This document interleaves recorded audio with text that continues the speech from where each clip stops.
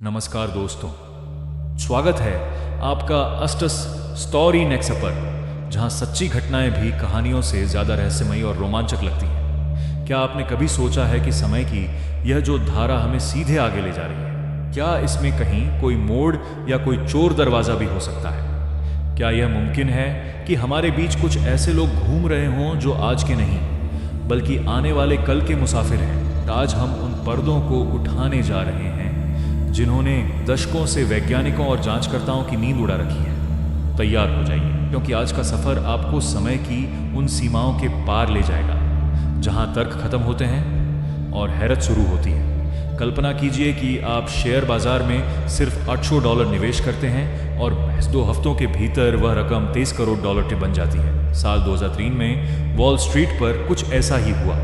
Andrew 3 में wall street तो कुछ ऐसा ही हुआ। शख्स ने एचो कॉवी से ऐसी ट्रेड की जो हर बार सटीक निकली। अब FBI ने उसे इनसाइडर ट्रेडिंग के शक में पकड़ा तो कार्लसन ने जो खुलासा किया उसने अधिकारियों के पसीने छुड़ा दिए। उसने दावा किया कि वह साल 256 से आया एक समय यात्री है और उसे पता था कि कौन सा शेयर कब ऊपर जाने वाला है, इससे पहले कि उसकी असलियत का पता चलता। कार्लसन जमानत पर बाहर आया और अचानक हवा में गायब हो गया। रिकॉर्ड्स खंगाले गए तो दुनिया के किसी भी कोने में एंड्रयू कार्लसन नाम के किसी व्यक्ति का कोई पिछला अस्तित्व ही नहीं मिला।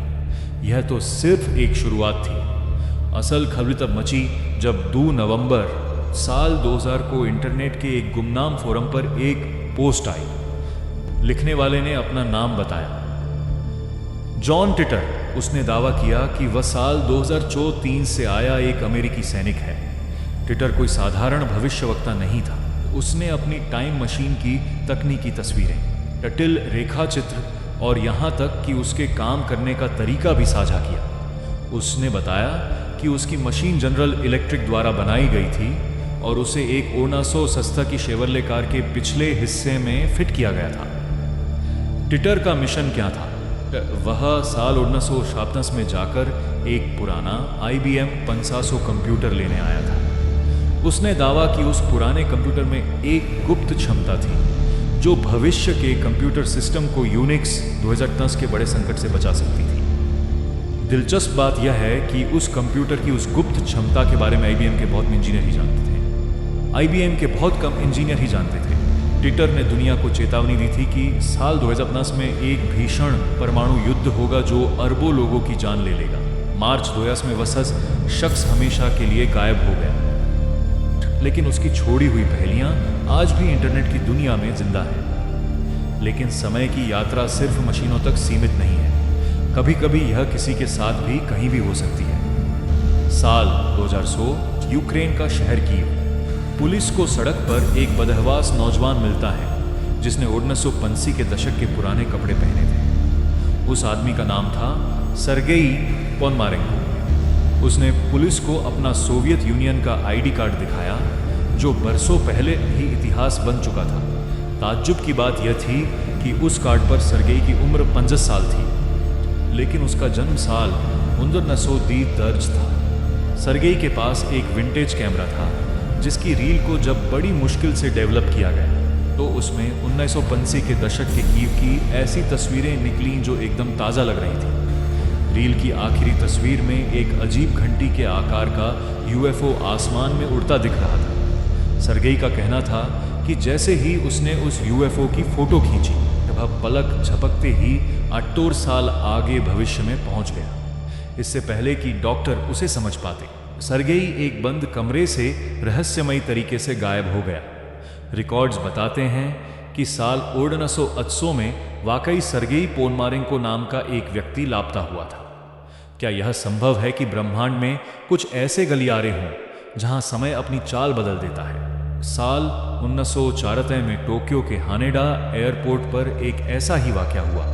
एक शख्स पासपोर्ट कंट्रोल पर पहुंचा, लेकिन उसके पासपोर्ट पर जिस देश का नाम था वह दुनिया के नक्शे पर मौजूद ही नहीं था। टॉर्ट, उस आदमी का दावा था कि उसका देश फ्रांस और स्पेन के बीच बसा है और हजारों सालों से अस्तित्व में है, लेकिन नक्शे पर उस जगह सिर्फ एंडोरा नाम का देश था। उसे एक होटल में सुरक्षा गार्डों की कड़ी निगरानी में रखा गया, लेकिन अगली सुबह वह बिना किसी सुराग के गायब हो गया। गार्ड्स ने कसम खाई कि दरवाजा कभी खुला ही नहीं था। कुछ कहानियां तो और भी गहरी हैं। साल 1921 में एक स्विस शिक्षक पॉल एमेडियस डीनाक एक साल लंबे कोमा में चले गए। जब वह जागे तो उन्होंने दावा किया कि उनकी चेतना साल 30 के एक इंसान के शरीर में पहुंच गई थी। उन्होंने भविष्य की तकनीक, नए विश्व प्रशासन और इंसानियत के आध्यात्मिक बदलाव के बारे में हजारों पन्ने लिखे।